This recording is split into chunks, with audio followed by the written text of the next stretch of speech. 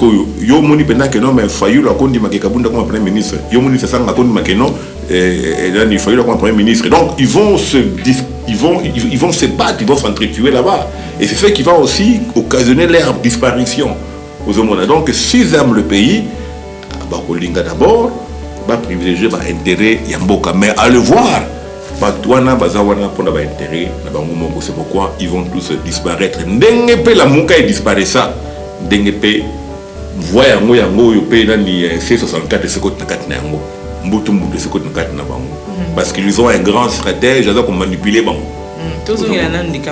L'avertissement que je donne à nos amis de C64 réalise que non mais il faut pas se rappeler dans l'histoire de la muka. Il y a une plateforme appelée la Mouka où tout le monde était là. Et les Jean-Pierre Bemba étaient là-bas, les Katoum étaient là-bas, les Mouzito étaient là-bas. La Mouka pour combattre Félix Tshisekedi. Est-ce que le lot sera la Mouka? Ça dit que la plateforme a intérêt à Bango. Et comment c'est que idéologie à la Mouka? Et les gens ont suivi leurs propres intérêts parce que les Congolais, par essence, c'est un égoïste. Aux hommes, la Mouka est koufa. Tous les ténors, il y a la Mouka, Bazawapi. Félix a récupéré la Mounios. Et c'est ce qui risque aussi de se passer dans le 64. Donc, s'ils ne mettent pas le pays pour. Les régimes sont passagers, les individus sont passagers, vont passer un jour. Mais cherchons quand même à ce que nous puissions d'abord récupérer le pays, que nous puissions mettre notre pays en ordre. Je vous ai parlé ici que les taximens qui est venu me prendre. Je lui pose la question, est-ce que vous êtes de ceux qui disent que les étrangers doivent partir? Il dit oui. Je suis cassé là, mais pourquoi? Il dit que non, mais nous n'avons rien contre les étrangers, mais nous pensons que quand la maison est sale, il faudra d'abord que les étrangers partent, ils pourront revenir après. Comme ça, on pourra savoir qui est dans le pays et qui n'est pas dans le pays. Parce qu'il y a beaucoup de crimes qui se font, on ne sait pas exactement qui le fait, parce qu'il y a beaucoup de gens qui n'ont pas de documents, qui ne sont pas reconnus, qui sont dans le gouvernement, qui sont au pays ici. Il y a dialogue. Dialogue, mais maintenant, il n'y a aucun intérêt de mettre une pression sur les calamieux chefs de l'État pour convoquer dialogue. Donc, le président de la République a donc, les gens doivent aimer le pays, maman. Il faut pas Congo. Parce que c'est tout le Nyango et bien malam. Parce que dialogue, donc, le Congo peut aussi renaître et devenir un pays puissant comme nous l'avions à l'époque de Mobutu. Parce qu'à l'époque de Mobutu, nous avions une armée forte. Les Rwandais ne pouvaient pas se moquer des Congolais comme ils se moquent de nous maintenant. Les Burundis, tout le pays frontalier avait du respect. C'était les grands Zaïre. Et Félix est en train de marcher sur ces traces-là. Donc si tous les Congolais le soutiennent et comprennent cette vision politique, eh bien nous allons nous imposer, nous allons dire voilà, oui c'est vrai que tout ne marche pas comme sur les roulettes, mais mettons-nous tous ensemble derrière cet homme pour bouter dehors notre ennemi commun. Or qu'à ce moment, nous avons du mal à comprendre qui est notre ennemi commun. Nous disons que non, mais c'est le Rwandais la loi référendaire était conforme à la Constitution aussi, parce que l'article 5 donne au peuple qui est le souverain le droit de pouvoir faire choisir la république dans laquelle ce peuple voudrait vivre. Mais en cela, ceux qui prétendent parler pour le peuple refusent au peuple de s'assumer. C'est cette contradiction-là que l'on condamne. Notre malheur, c'est d'avoir les hommes, la classe politique que nous avons actuellement, laquelle est remplie de gens qui sont très très cupides. Voyez-vous, je crois qu'il n'y a pas plus qu'hier, on venait déclarer conforme à la Constitution la loi référendaire. Et c'est ce qui énerve aussi nos amis du C68, parce que selon eux, ils voient en cette démarche une occasion montée par Félix pour qu'il puisse s'éterniser au pouvoir. Parce qu'avec ça, on va revoir la Constitution. Chers internautes, bonjour. Bienvenue sur votre chaîne Movinit. C'est un réel plaisir pour moi de vous retrouver aujourd'hui dans le cadre de notre émission Congo, mon beau pays. Aujourd'hui, nous allons parler d'un sujet qui a fait et qui continue à faire couler beaucoup d'encre et de salive. Nous allons parler aujourd'hui du dialogue des Congolais. Pour ce faire, je ne suis pas seule. Je reçois aujourd'hui M. Claude Kabambi, Monsieur Claude, qui est le responsable du Consortium africain pour la paix et le développement. Bonjour, Monsieur Claude. Bonjour, Mme Mario, pour l'invitation. Ok, je vous remercie d'avoir accepté notre invitation. Merci. Nous allons parler du dialogue des Congolais, du dialogue en République démocratique du Congo. On entend parler du dialogue par-ci, par-là, sauf imprévu. Ouais. Le dialogue aura bel et bien lieu dans quelques temps. Alors, Monsieur Claude, j'aimerais que vous puissiez nous dire, le dialogue est-il une nécessité en République démocratique du Congo ou bien c'est juste une stratégie politique? Merci beaucoup, Madame, pour la question et aussi merci beaucoup pour l'invitation sur ce beau plateau pour parler de notre pays, le Congo. J'en profite aussi pour saluer tous nos téléspectateurs là où ils sont. Je viens justement d'une longue semaine de célébration. Nous avons célébré les 60 ans d'anniversaire de notre président, M. Didi Moudogo, qui est le président de Show-Sport, un club de basketball qui se distingue et qui fait la fierté de la République démocratique du Congo. Et donc, c'est pourquoi vous me voyez en cette casquette. Donc, nous sommes dans la célébration de ce cher président. Merci pour la question. Et les dialogues au Congo, pour quelle finalité? Une très très bonne question. Mais aussi avant ça, il faudra que les gens qui s'inquiètent ou qui s'intéressent au dialogue puissent aussi se poser la question fondamentale de savoir, c'est pas la première fois qu'on parle de dialogue au Congo. Et tous les dialogues qu'on a eu à organiser en grande partie dans les pays étrangers, ça aboutit à quoi? Et donc, le dialogue en lui-même ne pose pas un problème. Et les problèmes, c'est plutôt l'objectif poursuivi par ceux qui réclament actuellement les dialogues au Congo. C'est ce qui pose un peu un problème. Mais le dialogue en soi ne peut pas être un problème. Le dialogue est là pour que les partis concernés se mettent ensemble. Par le passé, on appelait ça la palabre africaine. Tu vois, donc chaque fois qu'il y a un problème, il fallait venir parler, puis trouver une solution et puis évoluer. Mais actuellement, le dialogue tel qu'est voulu par les opposants, je crois que cela devait nous pousser un peu à savoir mais pourquoi est-ce qu'ils veulent un dialogue. Parce qu'au Congo, c'est connu que le Congo n'a pas un problème politique pour exiger un dialogue. La crise au Congo, c'est une crise de sécurité. Et donc, il n'y a pas une crise politique au Congo, mais c'est une crise de sécurité.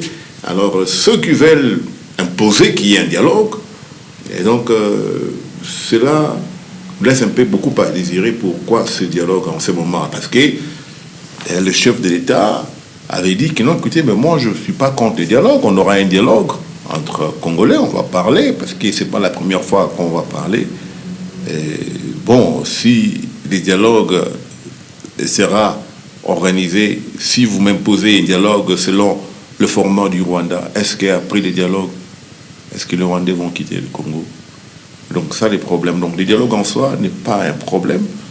Le dialogue peut être une partie de la solution dans la mesure où tous les fils du pays comprennent qui est leur ennemi. Or, à ce niveau, il y a beaucoup de divergences. Vous l'avez dit tout à l'heure que ce n'est pas le premier dialogue qu'on aura au Congo. Il y a eu beaucoup de dialogues.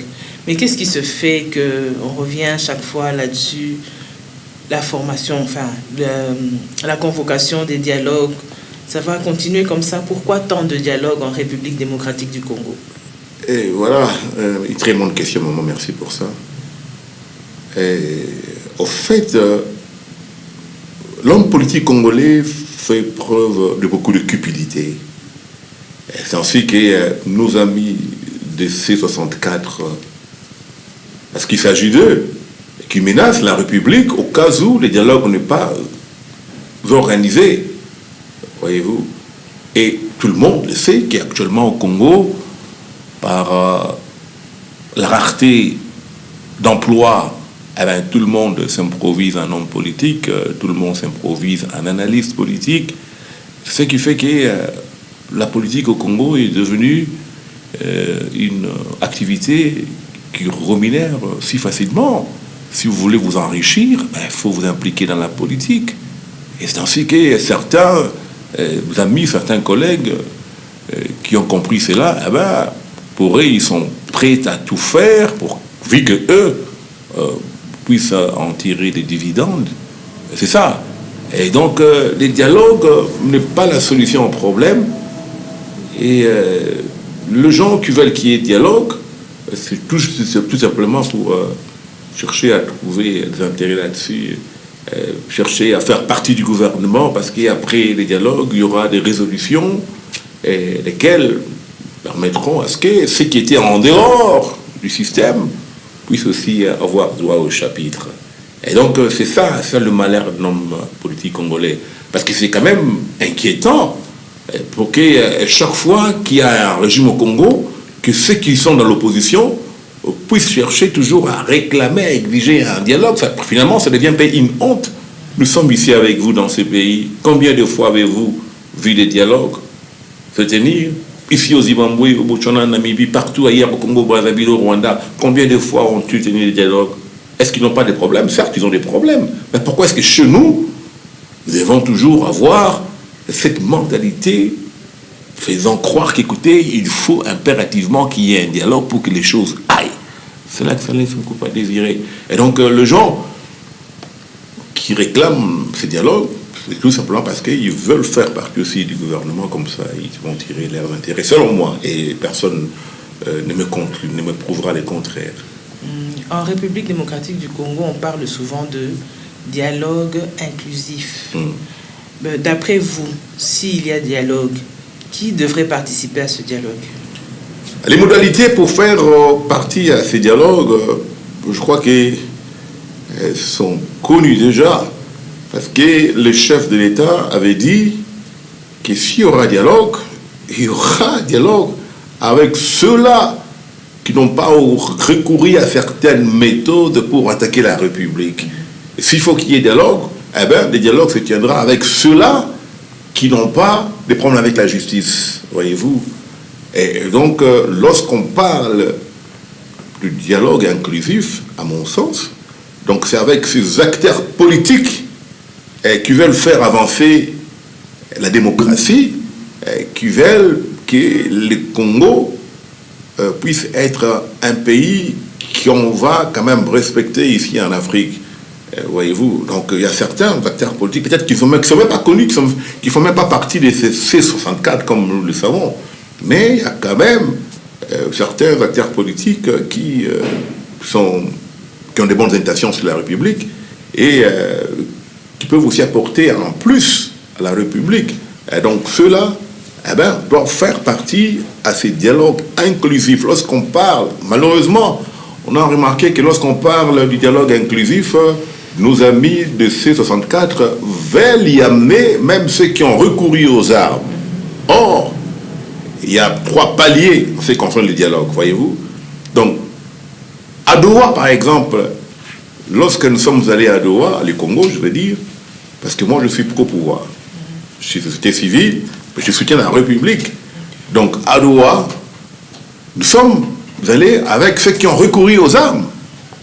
Aux États-Unis, nous sommes avec le Rwanda pour qu'ils puissent quitter le Congo.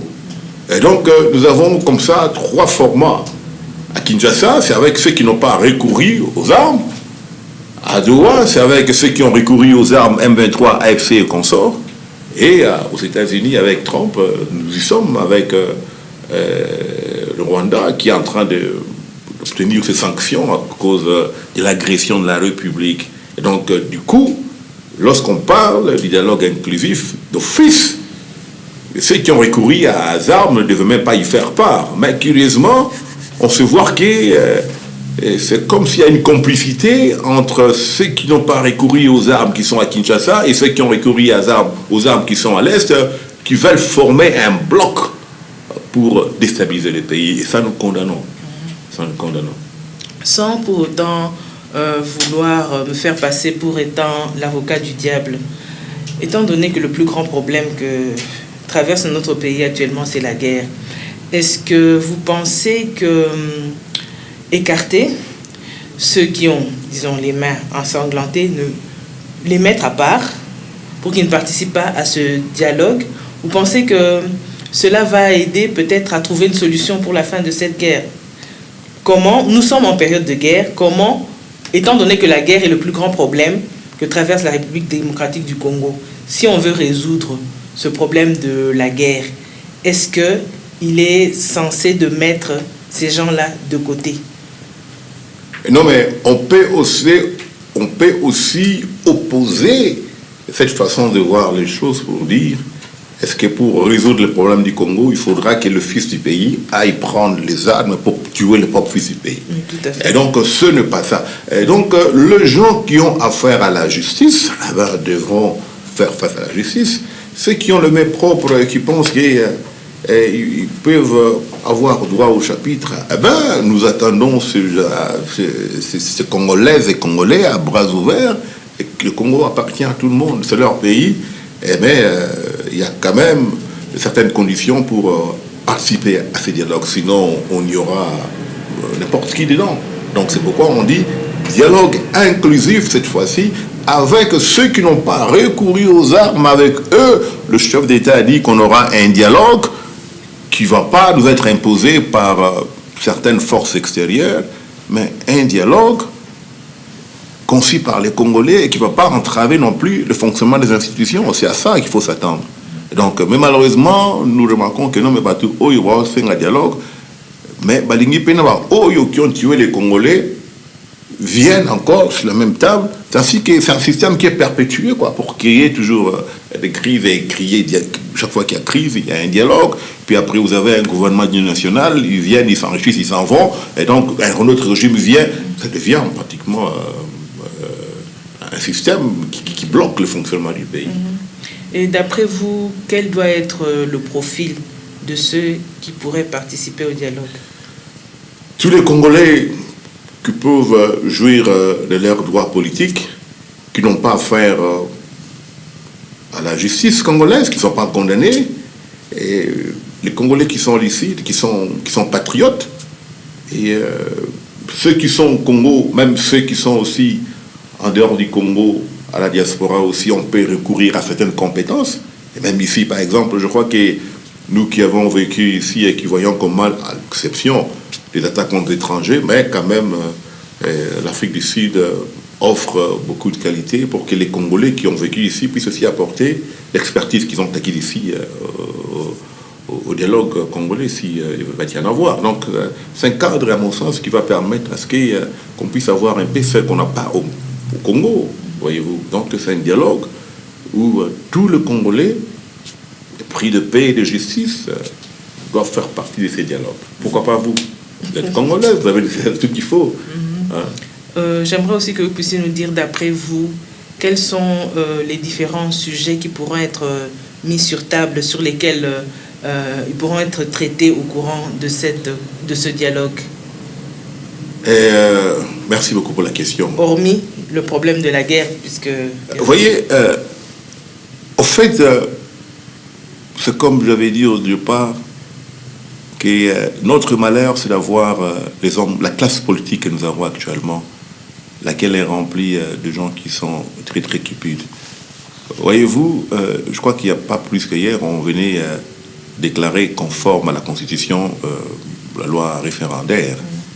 Et c'est ce qui énerve aussi nos amis du C68, parce que selon eux, ils voient en cette démarche une occasion montée par Félix pour qu'il puisse s'éterniser au pouvoir. Parce qu'avec ça, on va revoir la Constitution. Or, les gens ne devaient pas voir une part quelconque en cela, voyez-vous.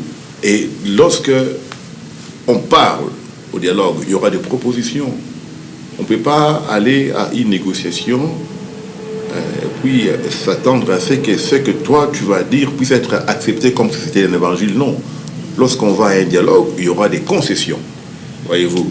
Et j'aurais voulu que nos amis qui vont participer à ce dialogue puissent aussi proposer ce qui doit être revu dans notre constitution, parce que notre constitution n'est pas parfaite, Et non plus, elle n'est pas mauvaise non plus.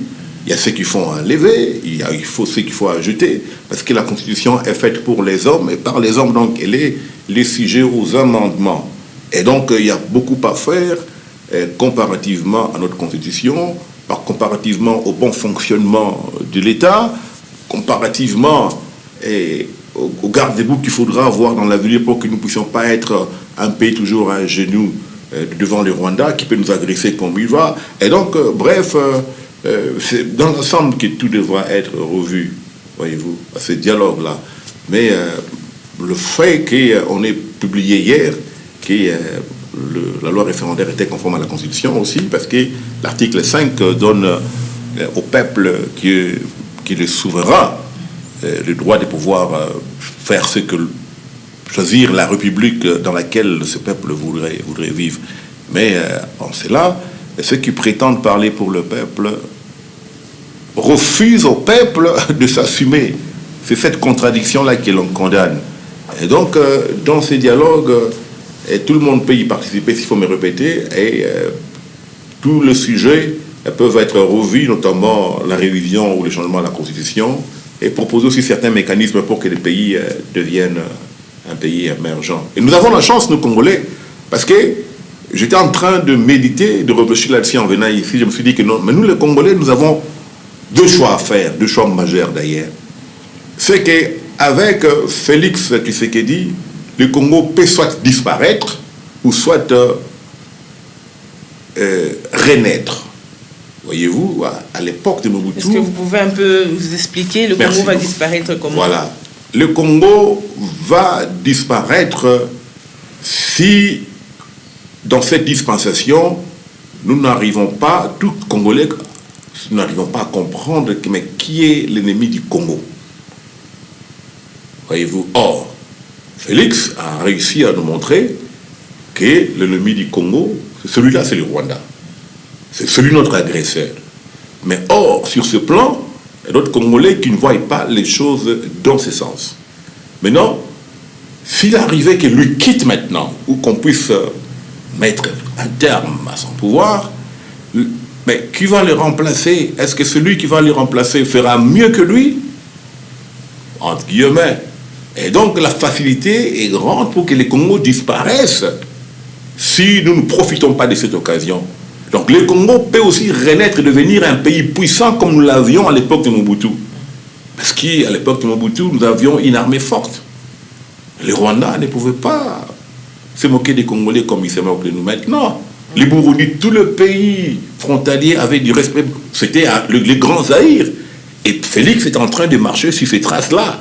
Donc si tous les Congolais le soutiennent et comprennent cette vision politique, eh bien nous allons nous imposer, nous allons dire voilà, oui c'est vrai que tout ne marche pas comme sur les roulettes, mais mettons-nous tous ensemble derrière cet homme pour bouter dehors notre ennemi commun. Or qu'à ce moment, nous avons du mal à comprendre qui est notre ennemi commun. Nous disons que non, mais c'est le Rwandais qui nous... Mais pas le Rwandais, c'est un seul monsieur, Paul Kagame.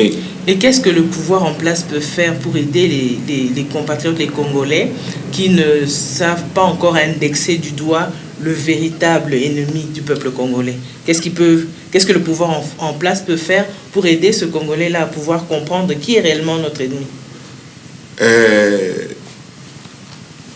Une très bonne question encore, mais je crois qu'à ce stade, c'est un problème de conviction politique, parce que tous ceux qui sont contre Félix maintenant, ils ne le sont pas à cause de leur conviction politique, mais c'est parce qu'ils ont une position où ils se font payer par l'ennemi du pays. C'est pas gratuit qu'ils le font, voyez-vous. Et le ventre affamé n'a pas d'oreille, comme on le dit. Et celui qui te nourrit, tu penses que voilà, il va continuer à te nourrir pour toujours, ce qui n'est pas toujours évident. Et donc, le gouvernement a un travail à faire. Le travail que le gouvernement doit faire, c'est de chercher à avoir des institutions qui sont fortes, à faire une très forte vulgarisation du message, et que les Congolais puissent recourir au patriotisme pour qu'ils comprennent que nous n'avons qu'un seul pays, et que si nous nous mettons ensemble, malgré nos défauts, nos différends, eh bien, si nous mettons dehors notre ennemi, eh bien, on pourra essayer d'avoir un pays où il fera beau vivre, voyez-vous. Mais, parce qu'il y a un problème, parce que c'est des fonds faramineux qui circulent pour que les gens puissent chercher à mettre à genoux les Congos. C'est pas une mince affaire. C'est des milliards qui circulent. Les opposants, je crois qu'ils se font payer pour chercher à saboter le pays. Là, à l'est, les gens de vie qui sont fauchés. Vous pensez que les animateurs de tous ces mouvements insurrectionnels à l'est du pays les font gratuitement? Non, ils sont payés pour ce qu'ils font. Souvent ceux qui soutiennent le gouvernement qui disent souvent que les gens de l'opposition étaient payés. Est-ce qu'il y a des preuves? Ce sont des discours qu'on entend souvent. Ce ne sont pas des fausses accusations. Est-ce qu'il y a des preuves? Une fois, madame, on a posé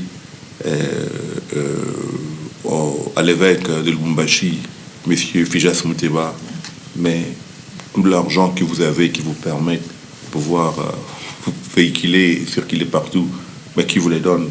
Il avait dit qu'ils ont été au Rwanda, ils s'en fait payer.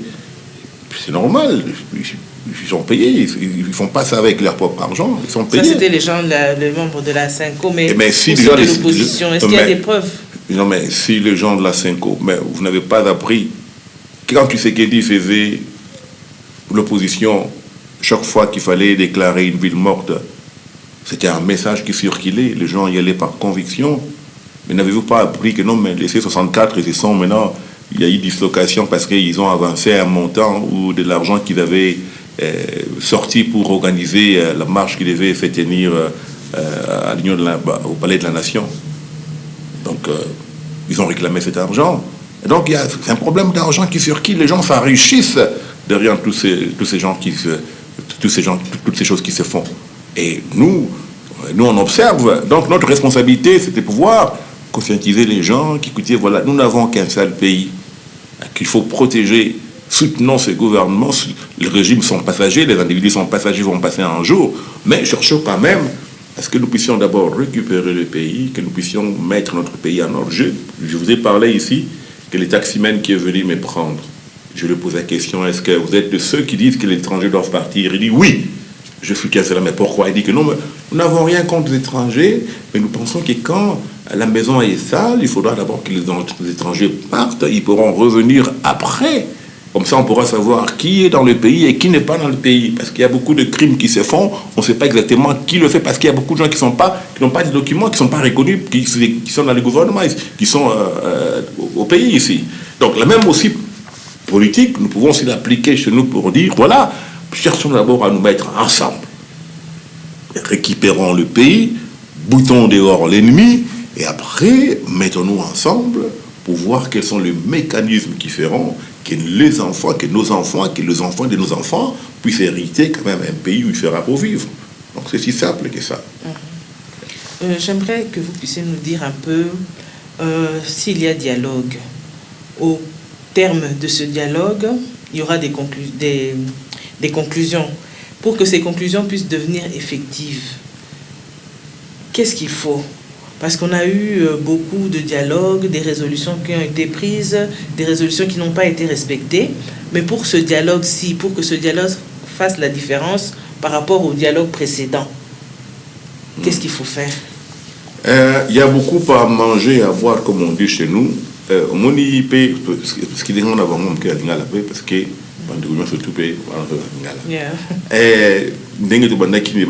donc c'est-à-dire dialogue à l'ibosauté, mais aussi de dire, se poser la question de savoir, mais n'a pas dialogue de cela ici et quelles sont les assurances que non, mais le dialogue auto que n'est mal oyo de couper ça moins de différence comparativement à dialogue de site aux oiseaux aux amona. Et même là aussi il faut savoir est-ce que dialogue en moins est-ce que ça m'a rappelé bien au ça m'a rappelé parce que les Congolais doivent comprendre que non, mais nous avons maman à Yanké Penat Félix, donc un grand stratège donc il faut penda l'islikona lisu azali mwana kisasa aye makambo ndenge ezokende et donc il n'y a aucune assurance que de lors on peut kozalaka ozomona nani ministre ya information le bien blanc makambo tunaki mais est-ce que voilà l'opposition C64 m'a dit que non, mais si les 15 août oyo dialogue on est zaté et donc mbutu ah puis non dialogue mokozi mboka tika jamais ko boya dialogue ko ça na yango, mais maintenant il n'y a aucun intérêt de mettre une pression sur les calendriers chefs de l'État pour convoquer dialogue wana. Donc le président de la République a dans 4 ans surtout na maboko na ya binding na osalango. Donc les gens doivent aimer le pays maman anyo. Ba il faut pas linga mboka na biso, faut linga mboka na biso Congo parce que c'est tout le nyango et bien makamtuta malam parce que dialogue oyo sikoyo ndenge C64 comme kumbele yango c'est pratiquement le même langage avec le M23. On a neto kondima yango te. Ozomona. Alors biso to bangate. Tu dis que non mais dialogue et c'est bon, ce qui peut y être le Congo continuera. Ozomona. Mais l'avertissement que je donne à nos amis de C64 réalise que non mais il faut pas se référer à rapper dans l'histoire de la Mouka. Il y a eu une plateforme appelée la Mouka où tout le monde était là. Et les Jean-Pierre Bemba étaient là-bas, les Katoum étaient là-bas, les Mouzito étaient là-bas. La Mouka pour combattre Félix Tshisekedi. Est-ce que le lot a su sur la Mouka? Ça dit que la plateforme a intérêt à Bango. Et comment c'est que idéologie à la Mouka? Et les gens ont suivi leurs propres intérêts parce que les Congolais, par essence, c'est un égoïste. Aux hommes. Et là, la Mouka est koufa. Tous les ténors, il y a la Mouka, Bazawapi. Félix a récupéré la Mounios. Et c'est ce qui risque aussi de se passer dans le 64. Donc, s'ils ne mettent pas le pays pour parler pays, eh ben, ils seront perdants. Ils vont disparaître. Ils vont disparaître. Est-ce que tu vois qu'il a dit, oh, il a fallu accepter que non, mais c'est ça, parce que, comme j'ai dit, dialogue, il y aura des résolutions, il y aura des conclusions qu'il faudra adopter. Et ceux qui ont une voilà, bon, compte tenu du dialogue né de cela qui eh ben, la primature ne reviendra plus à la majorité, et donc c'est celui qui sera issu du dialogue, comme Premier ministre. Est-ce que yo moni pendant que non mais Fayulu a conduit Makekabunda comme Premier ministre, yo moni c'est ça a conduit Makeno et là il Fayulu comme Premier ministre. Donc ils vont se battre, ils vont s'entretuer là-bas, et c'est ce qui va aussi occasionner leur disparition aux hommes. Donc s'ils aiment le pays, bah Kolinga d'abord, bah privilégier bah intérêt Yamboka, mais à le voir. C'est pourquoi ils vont tous disparaître. N'engepe la Mouka et disparaît ça. N'engepe voyez yango yo pe nani C64 ce côté na yango. Mbutu mbutu ce côté na bango. Parce qu'ils ont un grand stratège à comme manipuler bango. Tous les gens qui ont C64 balinga qui va nous déposer ba demande ba senga président a déposé na palais de la nation déposer une plainte contre le président de la nation, oui, après démissionner. Alors tant bayoki que il y aura dialogue débat sur soir la projet wana. Batiki et malgré ça, bah lobby que si d'ici le 15 août précision et pessamité concernant dialogue, bah ozong et la activité na bango. Donc il y a que ça la pression pour constitution ils alla changer té. Alors, on sent une certaine méfiance de la part du C64 par rapport au gouvernement. Pour nous, d'après Makanisi Nayo, d'après analyse Nayo, et là on dit le gouvernement est ça là pour mettre un peu en confiance le C64, puisque le C64 se méfie un peu du gouvernement. Des Mikolo Bazo Lobakeo non. Gouvernement et influencé Bisso, on était sur notre marche. Processus nabiso et à faire pression siko yo balobi makama dialogue mais dialogue en haut ti siko yo tozo ba précision tout ça pour na C64 puisse être un peu en confiance par rapport au gouvernement. Qu'est-ce qu'il faut? Donc en d'autres termes, chercher qu'est-ce qui peut être fait pour amadouer les gens de la C64. Oui. Mais non, mais il n'y a rien à faire. Parce qu'ils se méfient vraiment du gouvernement. Au moins il y a un ultimatum voilà. Le 15 tomoni le 15 août tomoni clair té aller tozongeli na ba activité na biso et dialogue il faut ça la maman. Je crois que ngai ceux qui na qui na place il y a Félix Tshisekedi président de la République d'abord avant de convoquer dans le dialogue wana donc bing ça un acteur politique moko yo qui est nan et puis après abi pesanga ba conclusion na yo et puis à la fin sikoyo quelles sont les conclusions Yamakambo Oyo Bango Basoluka. Je crois que le président Félix Siemoro, tu n'aurais pas question on a sur dialogue. Mais il avait reposé la question, est-ce que Lelo Oyo, si nous disons qu'il y a tout ça un dialogue, est-ce que le dialogue on a ce procès liamo, est-ce que Rwanda mana Congo, est-ce que Mouna mana Congo, donc les dialogues à ce moment ne va rien résoudre, mais nous avons quand même besoin de dialogue, parce que nous ne connaissons pas tout. C'est dans ces cadres-là qu'on pourra avoir un peu des idées par-ci, par-là pour faire avancer le pays. Or, le chemin que ceux qui réclament ces dialogues avec la pression qu'ils exercent aussi les pouvoirs nous poussent à croire que non, mais ces gens sont dans la logique soit de saboter le pays pour que les étrangers reprennent les contrôles du pays, ou bien ils sont dans la logique d'être amadoués, chercher à les insérer dans un gouvernement pour qu'ils puissent trouver leur compte. Donc, de la même manière qu'ils se méfient du régime, c'est de la même manière aussi que le régime se méfie d'eux. Mais, en ce temps-là, qu'est-ce qu'il faut faire? Il faut proposer tout simplement à nos compatriotes, écoutez, voilà, nous avons une occasion, soit nous acceptons que les Congos disparaissent à cause de vos caprices politiques, ou bien que les Congos puissent renaître et deviennent un pays important comme nous l'avions quand même à l'époque de Mobutu, parce que Mobutu n'a pas été mauvais sur toute la ligne. À l'époque de Mobutu, nous avions quand même un pays respectable, un pays où on nous considérait partout, voyez-vous. Mais c'est seulement à la fin de son pouvoir qu'on a connu un peu beaucoup de déceptions. Et donc, si nos hommes politiques, ceux qui font l'opposition notamment, peuvent voir les choses dans cette optique-là, eh ben, ça permettra à ce que, même si eux ne seront pas ministres, mais parce que tout le monde n'est pas appelé à être ministre, même on pourra avoir un pays stable où les investisseurs barouya investir misale comme monana bana bango bana biso on a biso barouya, eh ben ils vont commencer à travailler sans promesse. Ici dans ce pays, est-ce que le Sud-Africain est tenté d'aller à dehors du pays? Non. Même si ça ne marche pas, mais ils sont ici. Ceux qui ont l'occasion, ceux qui connaissent quelque chose, ceux qui ont des compétences, ils travaillent, ils ont du travail, et ben, ils savent vaquer leurs occupations, puis et donc tout le monde n'est pas appelé à être ministre. Or, c'est ce qui caractérise justement nos leaders de C64 qui réclament ces dialogues. Mais les dialogues, les dialogues, c'est une occasion noble pour les Congolais de se mettre ensemble et voir quelle direction notre pays doit prendre. Mais s'ils peuvent se méfier parce que du régime, parce que le dialogue n'est pas convoqué, de la même manière aussi qu'ils se méfient du gouvernement, de la même manière aussi les gouvernements, les régimes se méfient pour savoir mais quelle est l'authenticité de cette démarche politique poursuivie par ceux qui se disent opposition. Voyez-vous. Donc on ne peut pas quand même, et on ne peut pas sacrifier tout un pays parce qu'il faut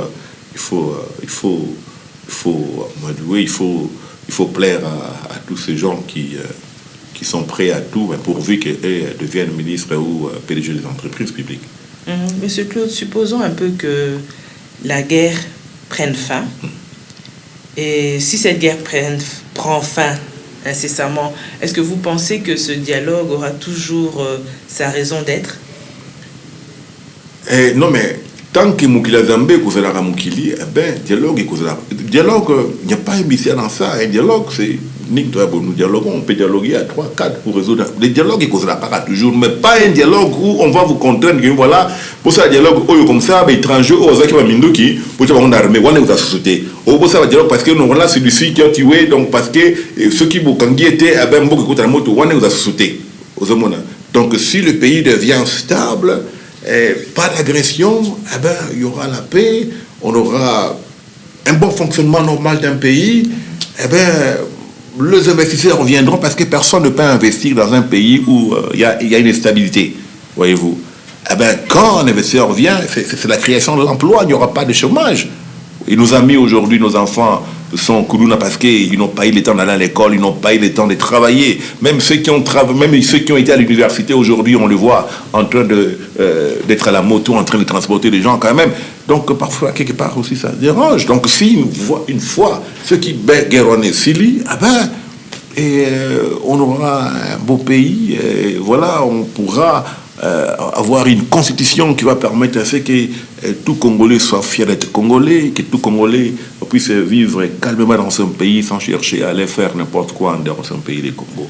Mais tant qu'on n'aura pas trouvé une solution au problème de la sécurité du pays, et je crois qu'on sera toujours exposé au dialogue où certains compatriotes vont toujours recourir à certaines forces extérieures pour chercher à attaquer le pays. Et on aura des scénarios tels que les C-64 nous l'offrent gratuitement d'ailleurs, voyez-vous.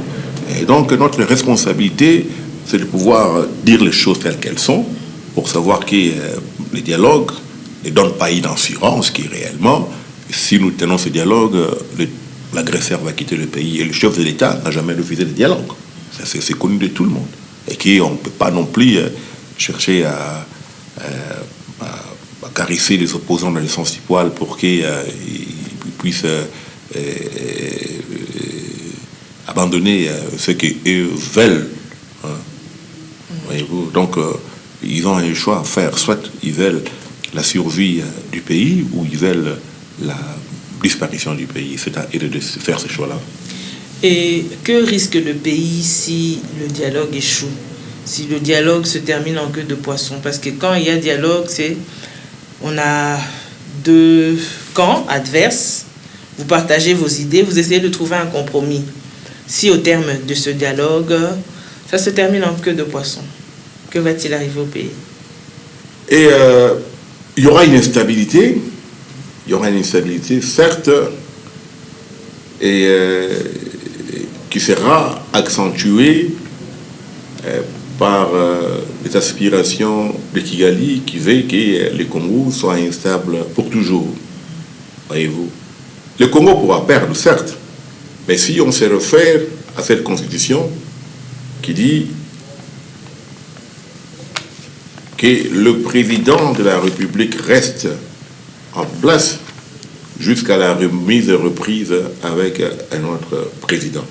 Donc, Tshisekedi pourra être là et nous allons nous entretuer jusqu'au jour où on va organiser des élections et puis pour qu'il y ait remise et reprise et que lui parte, voyez-vous. Et donc, à ce niveau, il y a à boire et à manger. Et donc il faudra que chacun quelque part essaye un peu de mettre de l'eau dans son vin, que nous puissions ensemble privilégier l'existence, la survie du pays au lieu d'anticiper sa disparition. Voyez-vous. Et donc c'est dans ce sens-là qu'il faut voir les choses.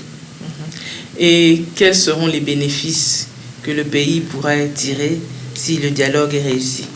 Mais si le dialogue réussit, si le peuple congolais est content, se réjouit des résolutions de ces dialogues, on ne peut que dire merci à Dieu.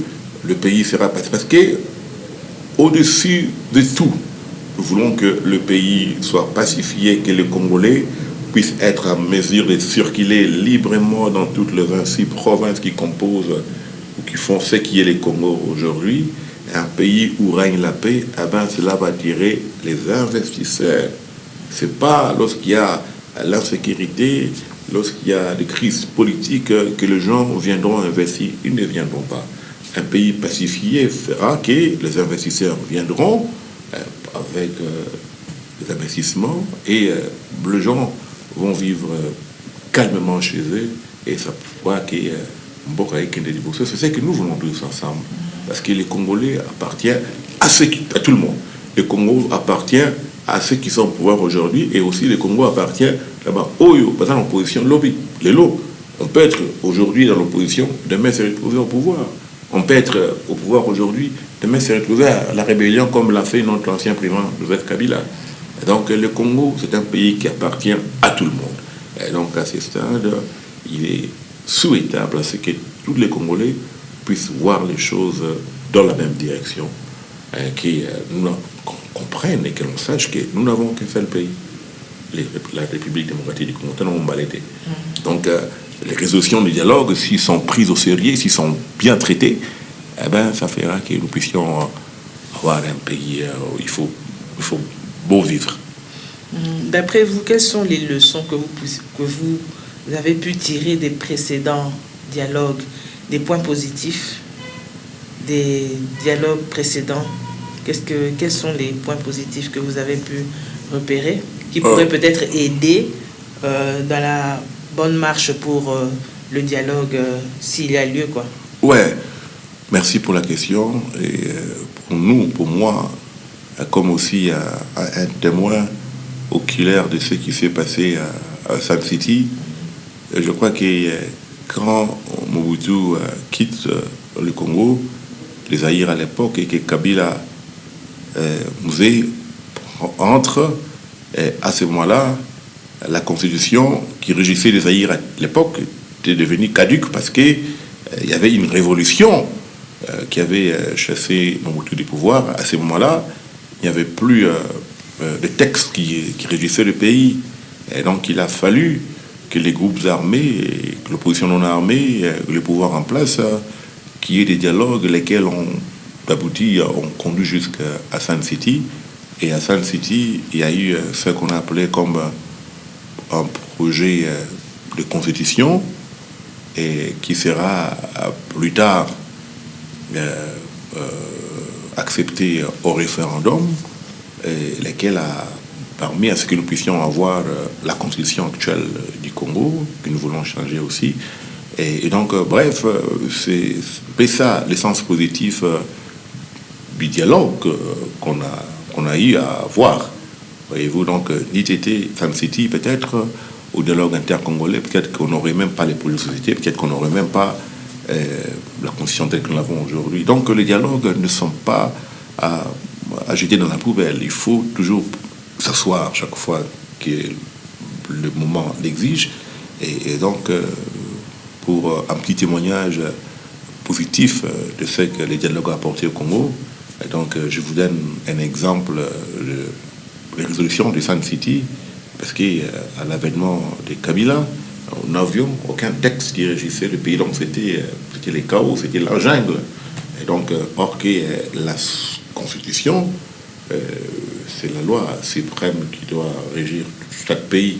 Et donc, si les Congolais ne s'étaient pas acceptés en se mettant ensemble, par exemple à Sun City, pour avoir ce que nous avons aujourd'hui comme Constitution, on n'aurait pas l'occasion d'être là où nous sommes aujourd'hui.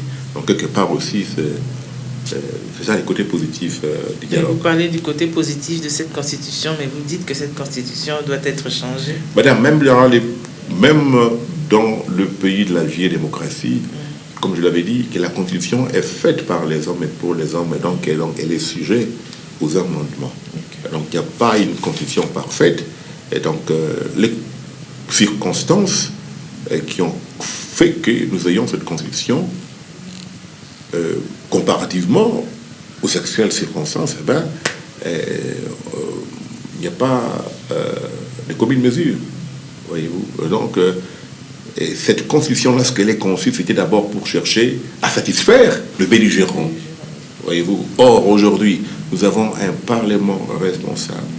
Quand on est allé à Sun City, il n'y avait pas de Parlement.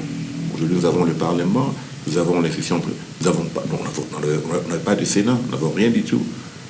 Et non, la démocratie est quand même acceptée au Congo. Nous avons un Parlement qui est là, nous avons un Sénat. Et donc le peuple est représenté au Parlement et au Sénat. Et donc c'est le peuple qui a voulu, qui veut que nous puissions revoir un peu cette Constitution. Et donc on a suivi les mécanismes nécessaires qu'il faut. Hier ou avant-hier, la Constitution a jugé conforme la loi référendaire, conformément à la Constitution. C'est ainsi que la Constitution peut être revue ou changée. Et donc, je ne me contredis pas, je dis les choses telles qu'elles sont. Donc, les constitutions peuvent, même ici, donc partout au monde, il n'y a pas une constitution qui soit parfaite, il n'y a pas une constitution qui soit éternelle. Et donc, c'est un peu ça. Ok, merci beaucoup, Monsieur Claude. Lentement mais sûrement, nous nous acheminons vers la fin de cette émission. Mais avant, par rapport à dialogue, dialogue, dialogue, il faut pas ezala, dialogue, il faut ezala. Bon, liloba suka, en rapport avec ce dialogue. Merci beaucoup. Dialogue, je crois que Batupatika Kolota, Batupatika Kolota, Delika Randenge, Mukunjamboka Lobaka Yango, déjà avec non, mais même ceux qui font le dialogue, awa. Et donc, dialogue autour de ça, en tant que Congolais, Yango et Kobengana, Munguna Tienrata Mboka. Et donc, dialogue, on a ce que c'est bien. Et cause de la moyen pour nous faire conscientiser, Ninga Moussou Oyo, pour jouer carte à Rwanda, on va comprendre que non, mais nous n'avons qu'un seul pays, le Congo, où est tout ensemble. Mais, Ndenge na zomo na makambo na entendement, il y a battu Oyo particulièrement, où il y a C64, Ndenge bango zomo na makambo bango zomo na ke, il faut dialoguer et salama, ce dialogue, mais salami sikoyo, bango peut avoir un moyen à côté na gouvernement. Mais ce qui ne doit pas chasser, ce qui ne doit pas mettre un terme à la crise sécuritaire dans laquelle le pays est plongé. Quelque part, il faut pour comprendre que non, mais quand on se trouve là, il y a des mamans qui sont éventrées, il y a des jeunes gens qui sont violés, il y a des vies humaines qui sont fauchées. Les innocents surtout. Et donc, je crois que le temps est arrivé où il faut que chacun puisse se remettre en question pour savoir est-ce que ce que je fais ici, si c'était moi, par exemple, Goma, si c'était ma mère ou ma sœur ou ma fille, mon enfant, à Goma, est-ce que vraiment j'aurais l'attitude que j'ai aujourd'hui? Cela devrait au fait nous interpeller pour que nous puissions privilégier la République. Parce que si nous privilégions la République, les hommes peuvent ne pas nous connaître, mais un jour, l'histoire se souviendra de nous. Tout à fait. Merci beaucoup, M. Claude, d'avoir une fois de plus accepté notre invitation. Non, mais c'est toujours un plaisir, Maman Agneau, de passer sur ton beau plateau et de parler avec vos libertés pour notre cher pays du Congo. Et chaque fois que l'occasion se présentera, en tout cas, on sera toujours là, disponible pour faire ce qui est utile pour notre pays. Okay, merci, chers internautes. C'est ainsi que prend fin l'émission d'aujourd'hui. Merci de nous avoir suivis et à très bientôt. Merci, Magno.